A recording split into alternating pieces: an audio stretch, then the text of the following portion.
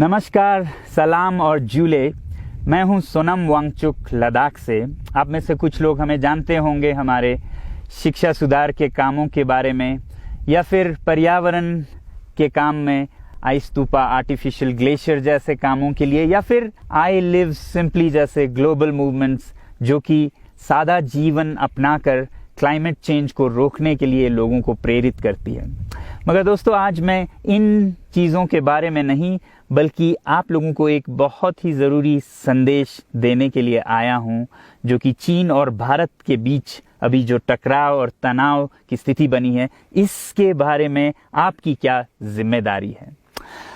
मैं लद्दाख में हूं और आप देख रहे हैं सिंधु नदी को बहते हुए यहाँ, और वो जो पहाड़ियाँ हैं उनके पीछे नुब्रा और चांगथांग के वो इलाके हैं जहाँ पर ये तनाव बढ़ता जा रहा है। हजारों सैनिक वहाँ ले जाए जा चुके हैं। सुनने में आया है चीनी वायुसेना के जहाज भी वहाँ तैनात किए गए हैं, और 1 घंटे पहले भारतीय वायुसेना के जहाज भी मेरे ऊपर मंडरा रहे थे। सामान्यतः जब सीमा पर तनाव होता है तो हम आप जैसे नागरिक ये सोचकर सो जाते हैं रात को कि सैनिक इसका जवाब दे देंगे।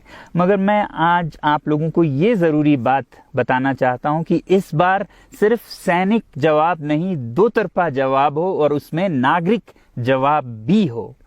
तो आप जैसे नागरिक दिल्ली, मुंबई और बेंगलोर और अनेक शहरों से क्या कर सकते हैं इसमें, ये समझने के लिए पहले हमें समझनी होगी चीन की ये हरकत और वो ऐसा क्यों कर रहा है। आपने देखा होगा कि ये सिर्फ भारत के साथ नहीं हो रहा है, बल्कि पिछले कई हफ्तों से चीन ये दक्षिण चीनी सागर में वियतनाम, ताइवान और अब हांगकांग के साथ भी छेड़खानी कर रहा है। और मेरा ये विश्लेषण है कि वो ये सब किसी देश के साथ दुश्मनी के वजह से ज्यादा अपने अंदर की समस्याओं को सुलझाने के लिए कर रहा है। आज चीन को सबसे बड़ा डर है तो अपने जनता से डर है। उनकी 140 करोड़ की आबादी, जो कि एक बंधुआ मजदूर की तरह बिना मानवाधिकारों के चीनी तानाशाह सरकार के लिए काम करते हैं और उसे धनी बनाते हैं।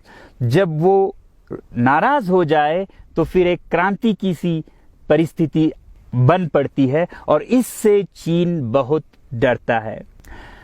आज कोरोना के प्रकोप के बाद चीन में फैक्ट्रियां बंद हैं, एक्सपोर्ट्स बंद हैं और बेरोजगारी 20% तक बढ़ चुकी है। लोग बहुत नाराज हैं, क्रांति हो सकती है, तख्ता पलट हो सकता है। इसीलिए चीन पड़ोसियों से दुश्मनी करके अपनी जनता को अपने साथ जोड़ने में लगा हुआ है, और ये पहली बार नहीं कर रहा है। 1962 में जब भारत के साथ जंग की तो वो जंग भी उसने अपने जनता को संभालने के लिए की थी। तब 4 साल का अकाल और भूखमरी हुई थी, और इससे ध्यान हटाने के लिए ये जंग की थी।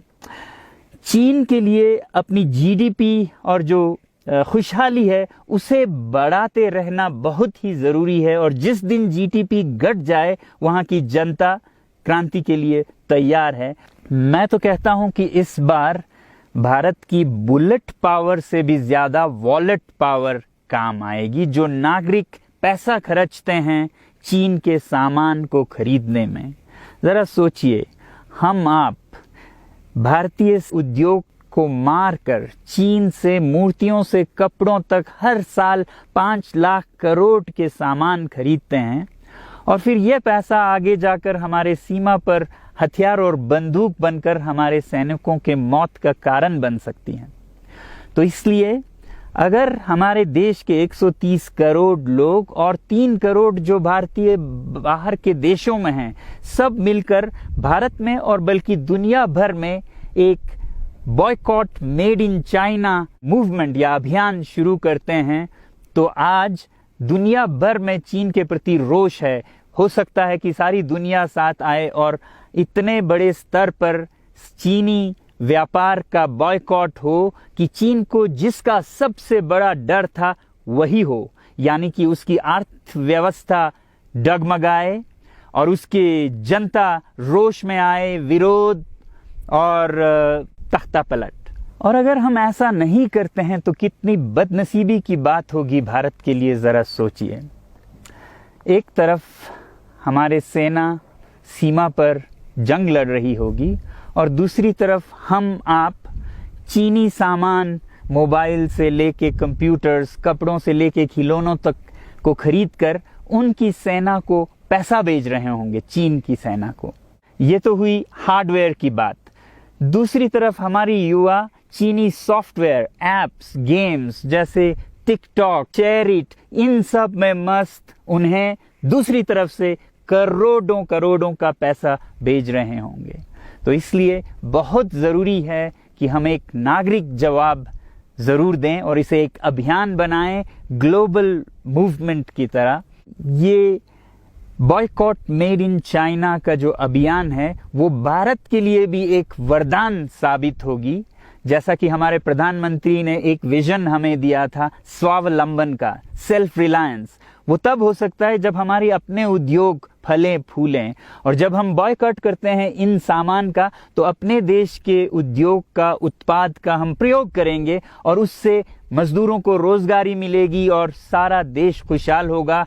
बजट होगा कि हम और अच्छी तरह से टक्कर ले सकें सीमा पर भी। तो इसके लिए मैं आप लोगों से अपील करता हूं कि जहां तक ऐप्स और सॉफ्टवेयर की बात है तो हमारे युवाओं को एक हफ्ते में उन्हें अनइंस्टॉल करना चाहिए। Boycott made in China, software in a week and hardware in a year.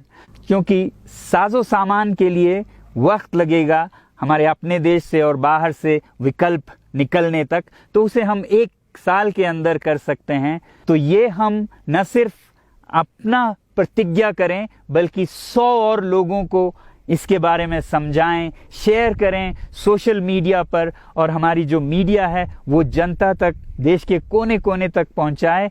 और जैसे ही इसका असर दिखने लगेगा, इंटरनेट से ऐप्स लाखों में, करोड़ों में अनइंस्टॉल होंगे, तो चीन को संदेश साफ जाएगा और यही एक तरीका उसे मेज पर पहुंचा सकती है जहां पर की बातचीत हो शांति की।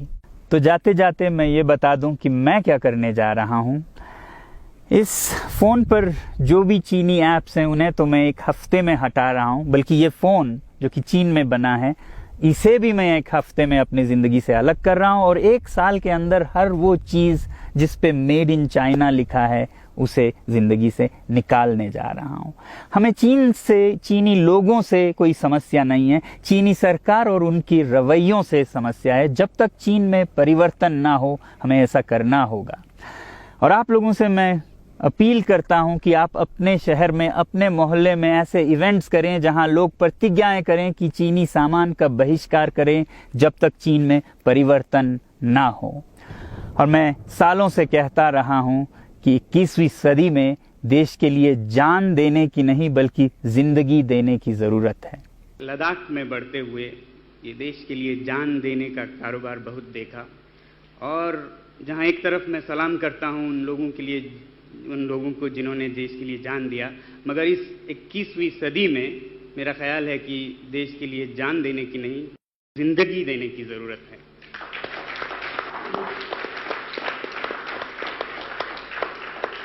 तो आप भी निभाइएगा अपना रोल। जय हिंद।